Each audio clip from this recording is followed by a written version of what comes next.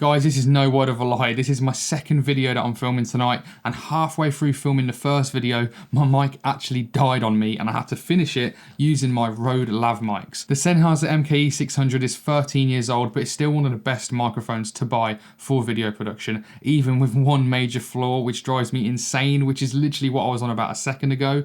But then again, it could also be seen as one of its best features, and if it didn't have it, I actually wouldn't even have brought this mic in the first place. Now, I am using this mic to film this whole video, and I will not have any background music in this video whatsoever, so listen closely and comment below your thoughts on this mic. So for starters, why I brought this mic in the first place? Well, I wanted an XLR microphone. XLR microphones are the industry standard, and it opens up a whole world of opportunities on how to use this microphone. However, my cameras have a 3.5mm audio jack, so you might be wondering, well, how do I even use this with my cameras?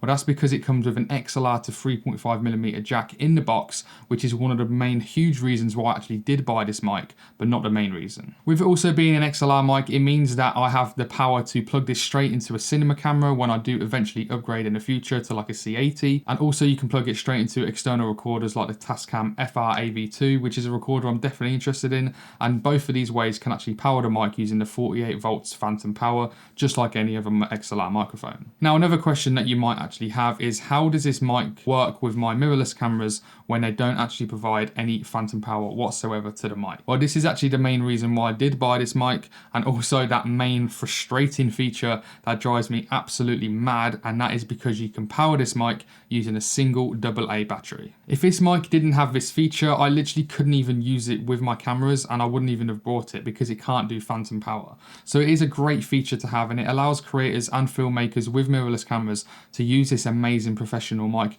without the need for an external recorder or a cinema camera. However, the amount of times that this mic has died on a shoot is ridiculous. The battery life is actually meant to last for days, but it doesn't seem like that whatsoever. There's literally no way on how to check how long the battery is left without turning the mic on and off again, and even then it's not clear at all, and the camera or mic doesn't actually tell you when it's dead. So if you don't actually notice the audio levels not moving, you're actually recording no sound, because the scratch mics do not work when something is plugged into the audio jack on a mirrorless camera like my Canon R6 Mark II. This has happened to me way too many times for my liking, and bringing spare batteries will actually solve this, but it's the unknown that scares me. Like I said, I love that this feature is here, but I just wish it was a lot better.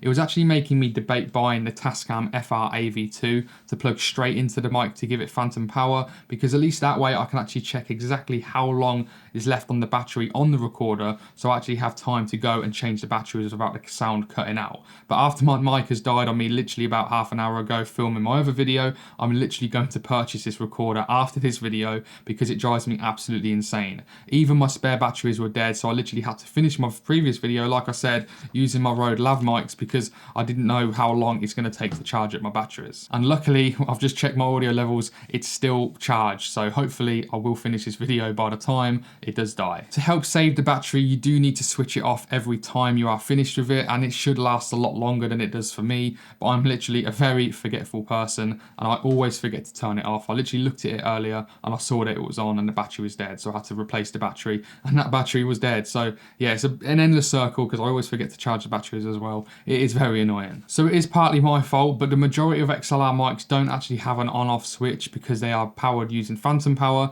so it is easily forgettable. Now, even though this feature does drive me absolutely insane, without it I wouldn't even own this mic, and I tell you what, I can definitely live with it because this mic is exceptional. The quality of the sound is so clear and so crisp, and when it's boomed for an interview, it's very hard to beat. While editing my Tamron 24-70 review, I was actually going back into the archives to find clips from when I actually used that lens in the past, and hearing my old YouTube videos for when I actually used to use my DJI mic without a lav and my Rode NT USB, I was absolutely shocked at how much worse that sounded compared to my MKE 600, which is what I'm using right now. The Peter McKinnon Go-Matic Sling Camera Bag. Is it the perfect sling camera bag? How much gear can you actually fit in it? And is it a waste of money? So you're interested in buying the Canon R7 and to see if it's worth £1,300. If you're in the market for a new lens for your APS-C or Super 35 camera, then this lens might be the best video lens to get in 2024, especially for the price. It's not like it sounded bad at all. It's still really clear and it does sound great, but it just shows how much of a step up this mic is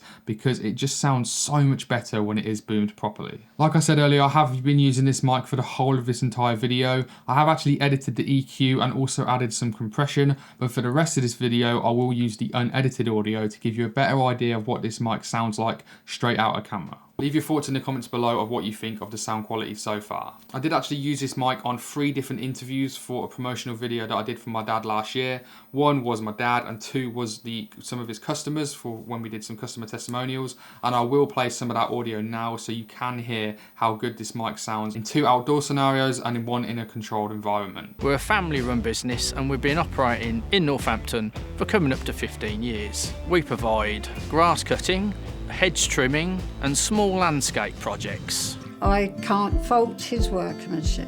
He's nice to talk to, talking about the family, asking how I am and how's the grandchild. So he's become a friend to me. Gary normally either emails me or texts me the day before he's due to come to make sure everything's okay, and it's all been very efficient. The fields are green, the skies are blue. The River Ning goes winding through. The market square is cobblestoned. It shakes the old dears to the bones. The finest town you'll ever see. No finer town there'll ever be. Big city lights don't bother me. Northampton town, I'm proud to be.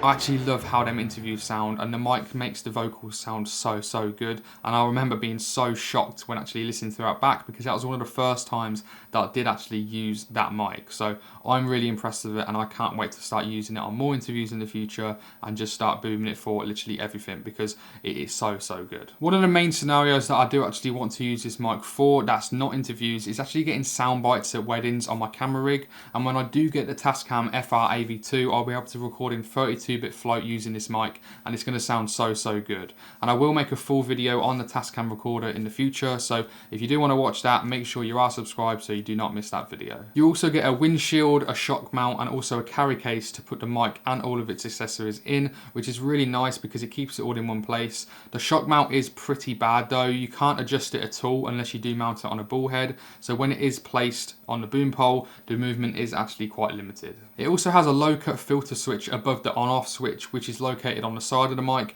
if you want to cut out all of the low frequencies like wind, which is really nice to have built into this mic. This mic costs around £220, and for how important audio is in video production, I think this is actually very cheap, especially for the quality and versatility of this mic that it actually offers. It can practically be used for pretty much anything, and even though the single battery power solution is annoying when it dies mid-shoot, it opens up a world of opportunities for this mic and will future-proof me for many years to come, and that is exactly why I bought this mic. If you did like the look of this mic, well, you might actually be interested in the Rode Wireless Pros, which I mentioned earlier, because these are my favourite lav mics for the price. And I tell you what, the amount of times the 32-bit float internal recording has actually saved me on some shoots is ridiculous. So make sure you go watch that video next.